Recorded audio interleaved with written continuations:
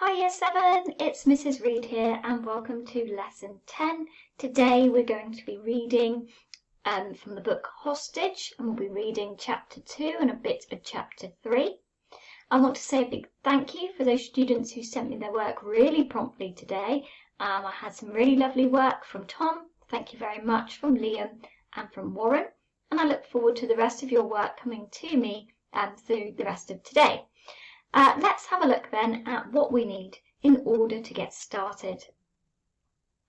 So the first thing you are going to need to make sure you've got today is your exercise book. It's really nice to see those students writing in their exercise book consistently and using lined paper to keep their writing very neat. I want you to make sure you have a pen or a pencil, something to write with, and you may wish to have a coloured pen or pencil for marking your work and for our drawing task too. Pause the video here, make sure you've got everything you need and that you are distraction free.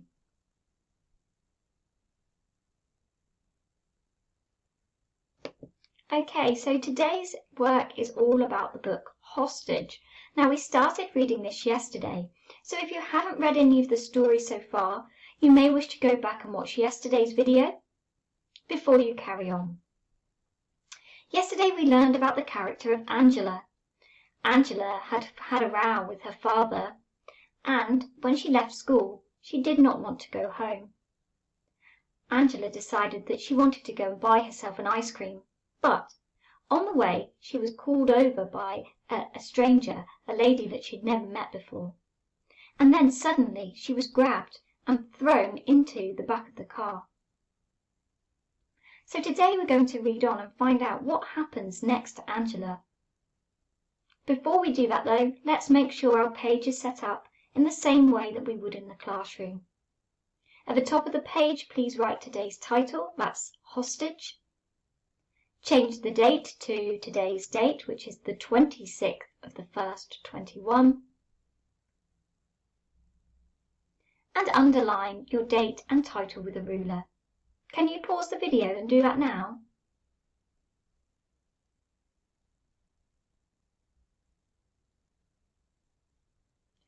Okay, once you have done those things, you may wish to use THUD to check your work, so give yourself a tick if you've included the title. If your handwriting is neat, you're keeping it looking tidy, give yourself a tick. If you've underlined the title, and you can give yourself a tick. And finally, if you've included the date and underlined it, you can also give yourself a tick. You may wish to put the numbers for each question in the margin. I know some of you will do that as you go, which is fine, but make sure you're all set up and ready to start. Brilliant. Once you've got those things, you can find yourself a copy of the book. Now, we sent these home to you in your pack, so you should have a copy of Hostage to refer to. I'm going to be reading the story out loud and we'll show it on the visualizer, but it's nice if you have a version of your own too. Okay, let's see if we can switch over to my camera. There we go. And let's do some reading all together. So, we can see the front cover. Yesterday we actually read all of chapter 1, which was quite short. So today we're going to go to page 5 and find chapter 2. Okay, I'll use my ruler so we can track the text as we go. Let's make a start. So chapter 2 is called Blind Panic. It had been so quick. I looked around me. A blonde man in a grey raincoat sat on my right. A bald man in a blue jacket sat on my left. I was jammed in between them. I was so scared that I opened my mouth and yelled as loud as I could. At once the bald guy put his hand over my mouth.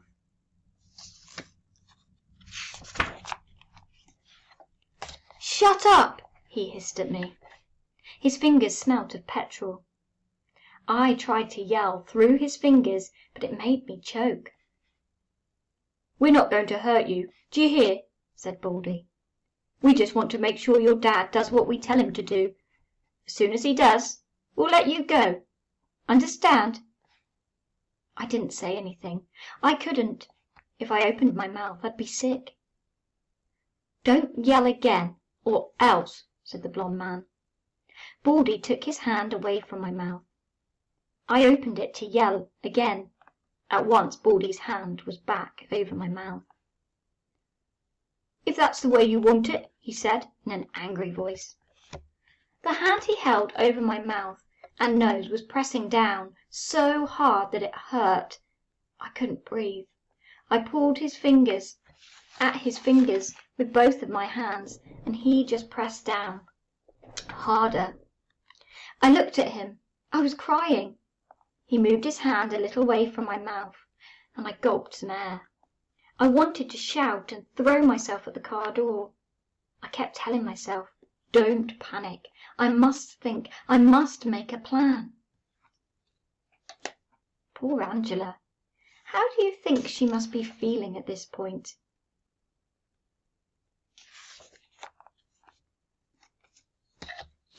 "That's better, Angela," said Baldy in a low voice. "Keep still, and do as we say, and we'll all be better off." "In more ways than one," laughed the blonde man. His evil laugh, scared me. I looked out of the window. I was going to throw myself at one of the car doors and hope someone would see me. But the driver knew Densey very well. She kept to the back streets, where there was no one around, and no traffic lights to make the car stop. What should I do? Baldy had said Dad must do what they wanted. Was that why they grabbed me? It had to be that. When Dad left the army, he took over the best jewellery shop in Densey. He was glad that children didn't come into jewellery shops. Dad didn't like children. The car went over a bump, and I stopped thinking about Dad. I must do something. We left Densey by the old church road. Okay, so looking at the picture here, this is helpful because it gives us a bit of the backstory about Dad. So why do you think this is an important detail? What has this got to do with Angela being kidnapped?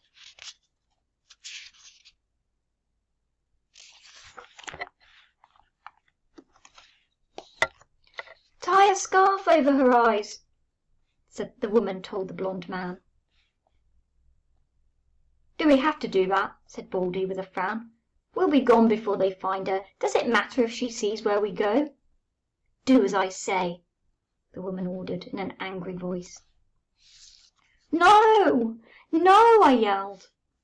I was not going to let them tie that scarf over my eyes without a fight. I kicked and hit out as hard as I could. Baldy grabbed me by the arms. The blonde man tried to get the scarf over my eyes. When one of his hands came near my mouth, I bit it hard. He swore. Then he shook me hard. Can you see the characters in the car here?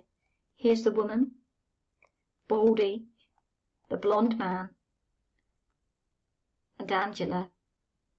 And what's he got in his hands here?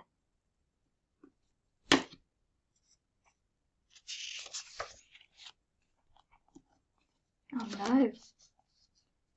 "Do that again, and I'll make sure your dad never sees you again. Do you understand?" he hissed. I said nothing. "Understand?" he shouted. I nodded. I was scared. "Good. Now, keep still," he said. I couldn't move. I remembered how I didn't want to go home after school because I didn't want to see Dad. Now I might never see him again.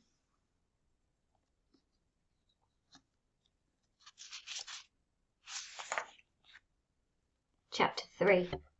Countdown. They wanted Dad's jewels, that was it. But would Dad hand over the jewels just for me? After our row that morning, I wasn't sure that he would. Ever since Mum left, Dad and I were always having rows. "Don't panic," I told myself. "You're not dead yet." But it was hard. My heart was thumping, and I felt sick. I had to work out where I was. I tried to see out from under the scarf. No good. What now? Well, we'd gone down the old church road. Then, after they tied the scarf over my eyes, we'd gone on for 3 or so minutes more. How fast? Not as fast as Dad when he drove, so less than 40 miles an hour? I wasn't sure. I started to count. When I got to 600, the car turned left. I started from 1 again. I was counting out the seconds. It was a trick Dad knew from the army. The only time we didn't row was when he told me stories about his time in the army. I went on counting. The car didn't turn off that road until I got to 1,400. Then it turned right. I counted to 120 before the car turned right again. Then we must have gone down a track or over a field because we bumped around a lot. And all the time, no one in the car said a word. 600 left, 1,400 right, 120 right. Could I remember that?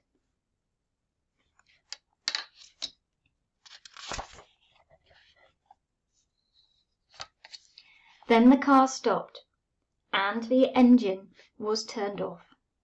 The car doors opened. I sat still while the others got out of the car. "This way," the woman said. Someone grabbed my arm and pulled me out of the car. The snow crunched under my feet. I heard the sound of the wind in the trees. We started to walk. After 10 steps, the ground became hard. We had gone into a house. A door shut behind me. I was very, very scared. After 5 steps, Baldy said, "We're going up some stairs." There were 12 steps up. At the top of the stairs I was led into a room. I stood still. "Can I take the scarf off now?" I said in a low voice.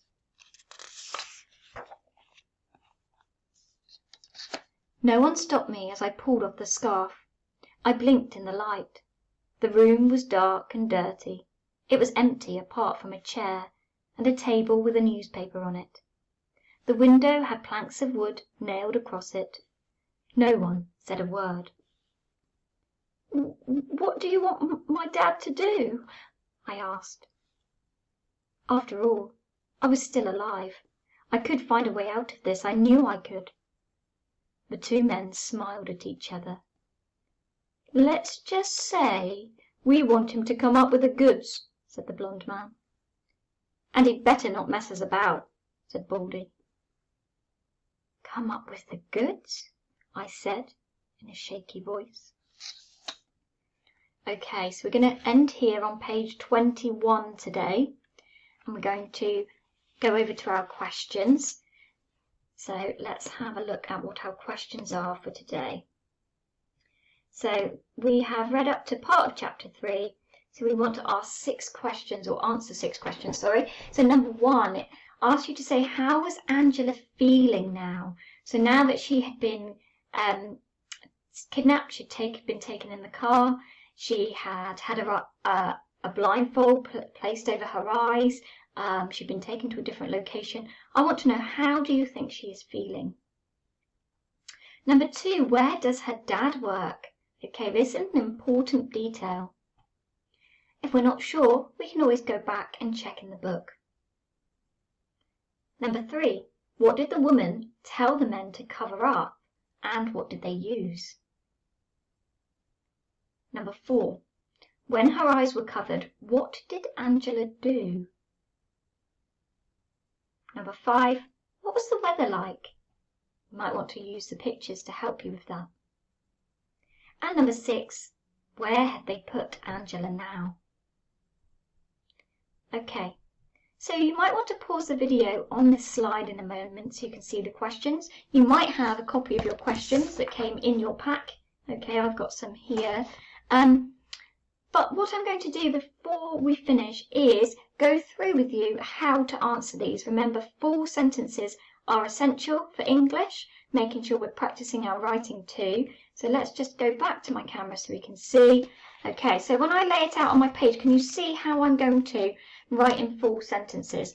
I'm going to rephrase the questions each time. Let's start at the top. So if the question asks me to say, how was Angela feeling? I'm going to make sure that I start with the character, Angela, and then I explain, Angela was feeling, and then I write my answer. Okay? For number 2, where does her dad work? So I'm going to use, well, I've used Angela here, so I'm allowed to use a pronoun now, her, and I can say her dad works, and then finish the sentence. Number 3, what did the woman tell the men to cover up, and what did they use? So I'm going to make 2 parts to this. The woman told the men to cover what, and then with what. Okay, so I would say maybe pause the video here and have a go at questions 1, 2, and 3.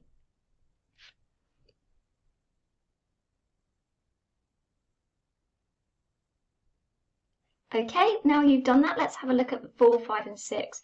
So number 4, when her eyes were covered, what did Angela start to do? Right, well, for this one, you can see it starts with a part that tells when her eyes were covered, so I need to put a comma here before I use her name. Angela did what? And the last one, oh sorry, not the last one, there's 2. The weather was, so tell me 2 things that you learned about the weather. And then finally, where was Angela now? So now Angela was in. Tell me something about the place that she finds herself in. You could include some detail there. Okay, go back to that page and check. What was the room like? Okay, so have a go at 4, 5, and 6, please.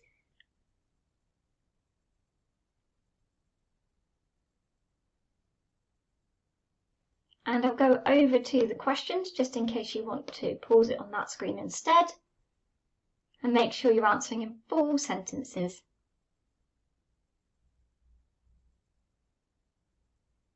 Okay, good. So what I'm going to say is if we just go through and check our answers.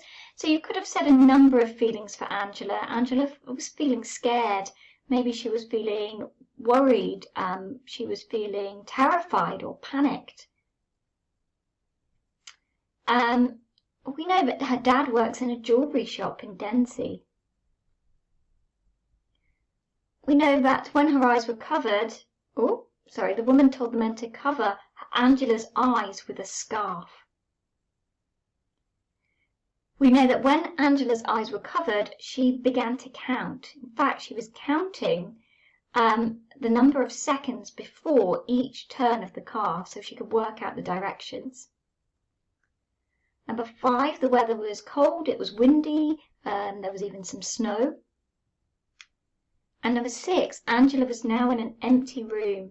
Apart from, if you remember, it had in it a table and chair and a newspaper, and the windows were all boarded up. Okay, good job. So go through those, give yourself a tick for each one you got right, and give yourself a mark out of 6. Okay, so your next task now is to use the poster that we put into your packs. Now, if you don't have your pack with you, that's okay, you can design one of your own, but we did send you a printed version of this missing poster. So I want you to design a poster using the information that we know about Angela so far. So you need to include her name, where she was last seen, her last known location, a short description of her, maybe what she's wearing, who we're going to contact if she is found, and draw a picture too. So try and get as much information on there to create your own missing poster for Angela. Okay, imagine you're somebody that knows her, you're trying to find her, and you need to design a poster. Okay, once you've done that, please, can you send me a picture of your work? In fact, I would like to see a picture of your sentences completed in your exercise book. I'd like to see a picture of your missing poster. Okay, and yeah, you spend the last part of the lesson, please, making sure that work is sent over to me. Thank you, Year 7. Have a good day. Bye.